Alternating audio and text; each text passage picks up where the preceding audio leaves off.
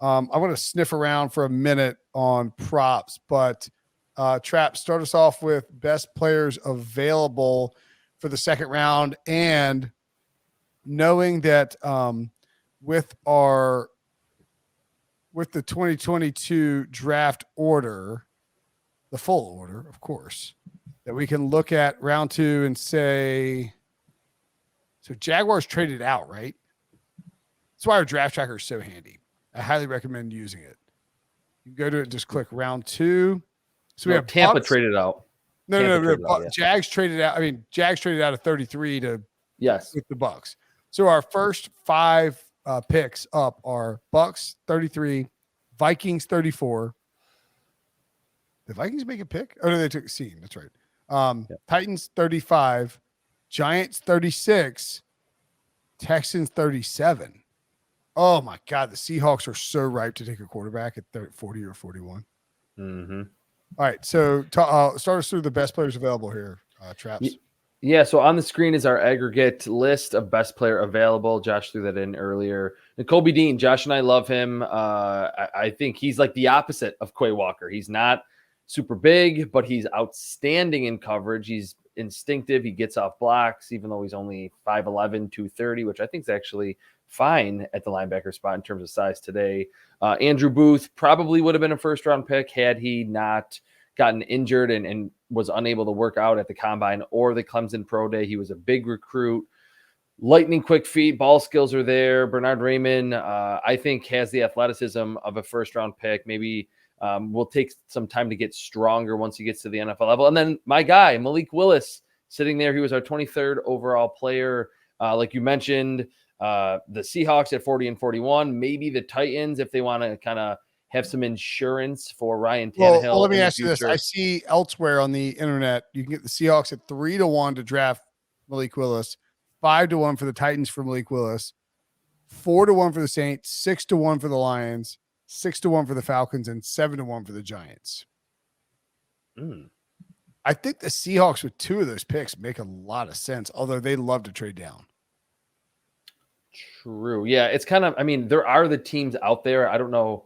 I would have to probably see, like, I'm kind of a visual person. I would have to see all of those quarterback props to see which ones feels like the best. But yeah, at the top of the second, like Breech mentioned earlier, to only have one quarterback in the first round, we like Malik Willis more than Desmond Ridder, Matt Corral, or Sam Howell. Feels like we will see maybe a couple of quarterbacks go from like 33 to 50, somewhere in that range. But still, and we say this every year, there's still a lot of really good players available. One other name that I'll point out, and then Josh can give his thoughts on this, George Pickens, who was our number 32 overall player.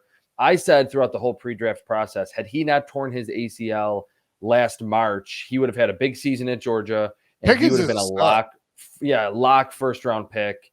He's a great run blocker. He's 6'3", ran sub 4.5, huge contested catch, wide receiver, great catch radius, and he runs good routes. He's sudden. He's not stiff. So he kind of feels like that T. Higgins type that can be the first pick in the second round tomorrow night or one of the first couple selections. He was a first-round talent on my board, and we had him as a first-round talent in our aggregate rankings. It'll be fun to see where he ultimately lands. I think he could be a wide receiver 1 eventually in the NFL.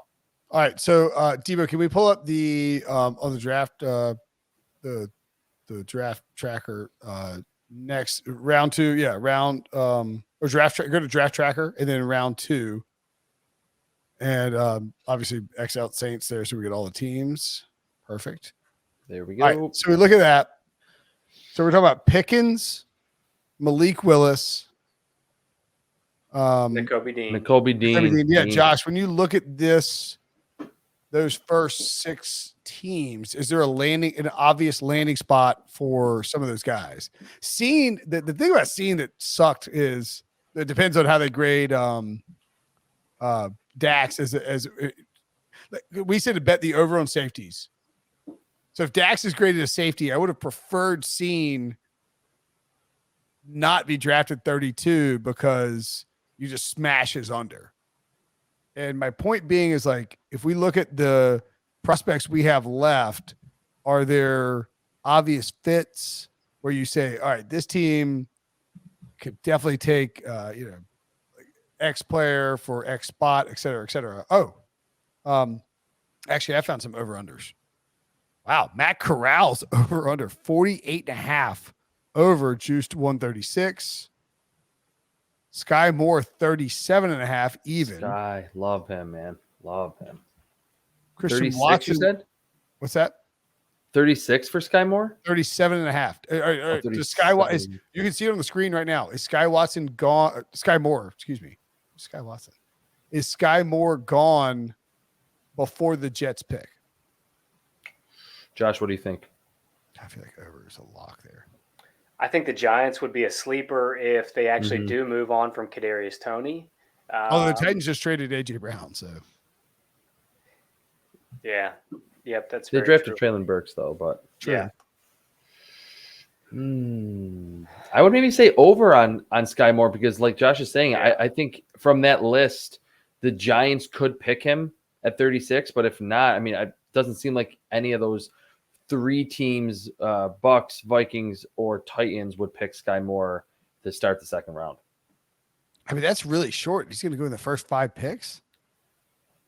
Yeah, I don't think he will, unless the Giants do it. Yeah. What about Corral? Let's scroll through. 48.5. 48.5. But I mean, like, there's been one quarterback taken. But if you really look at the teams, like, who's going to take a quarterback besides maybe the Seahawks? I mean, I guess you could throw the Lions in there, but we don't even know that the Lions want a quarterback. Yeah, they were more than happy to trade out a 32nd pick. Oh man, you know who I like the under on? James Cook under 73.5. That is a lot for Dalvin Cook's brother. 73.5 or early third. Matt Arise is at 116 at this point. Moving down. Yeah. I saw Matt Arise too was the minus 400 to be first special teams player taken. Really feels like the Falcons, Seahawks, and Lions. What is it? Minus 400 first special teams player taken. What's the plus? I think it was James Stout, maybe. Jordan Stout, excuse me. I wouldn't bet Arise at negative 400. I think where's Malik Willis? Corral's over 48.5 is bettable right now. Corral? Yeah. To bet the under? No, the over. Oh, the over. Yeah. That's what I was going to say too. Like the under seems a little sketchy because there's so many quarterbacks still. I mean, you're staring at really the Seahawks and the Falcons. I could see the Falcons taking him at 43. So you're going to be sweating it out a little bit. Yeah. Where's Malik? I don't see a Malik Willis over under. First running back selected, Breece Hall minus 250, Kenneth Walker 2-1, James Cook 14-1. I feel like the Cook under, what did I say, 78.5? I think it was 73.5. 73.5. Trey McBride's 49.5. I like under there. Yeah. I agree. 73.5. I think under 73.5 Cook, under 49.5 McBride, over 37.5 Sky Moore, and over 48.5 Matt Corral. Like you need like 15 picks with Matt Corral. There's 3 quarterbacks that people like better than Matt Corral out there. Mm-hmm. Right? Unless you get that, which I don't know how much of a connection it is, the Matt Corral, Lane Kiffin, Pete Carroll thing, and they just are the Seahawks and pick the quarterback at 40 or 41 that no one really expected to be the second quarterback off the board and pick Matt Corral. If he gets past 41, then I think you're pretty much set. Do you guys have any strong feelings on those? The James Cook one I like too. I like the under for James Cook. I feel like we'll see in the second or early or late second, we'll at least to that point, we'll see a little run on the running backs. And I don't necessarily think we're going to get Breece Hall, then Kenneth Walker, then Isaiah Spiller. I think we'll get a different order of when those running backs are off the board, not just like what the consensus rankings were. Yeah, like at this point with Breece Hall not going, like you always see this where there's this like a muddled class, of running backs. And when you get to the second round, it's like people take a stab at somebody that might not be the number one consensus guy. Yeah. So Cook 14-1 first running back isn't crazy. I'd say it's been pretty true in recent years. I mean, Javonte Williams was there in the second round. Jonathan Taylor was taken, early second round. So how was Jonathan Taylor's second round pick? I have no idea. I don't know.